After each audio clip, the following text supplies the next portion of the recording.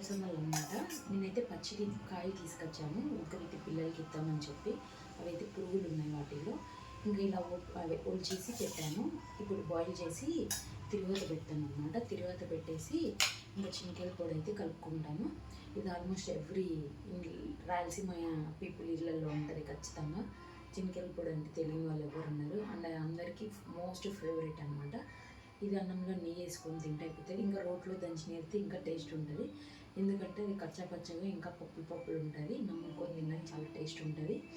కాబట్టి నేను ఇప్పుడు ఇది తిరువాత పెట్టేసి చింతకాయ పప్పులు కలిపి అన్నంలో తిందామని నేను ఉడకబెట్టుకున్నాను. కొన్ని ఉన్నాయి సరిపోవని చెప్పి. ఇంకా అనపకాయలు ఉంటాయి అన్నమాట.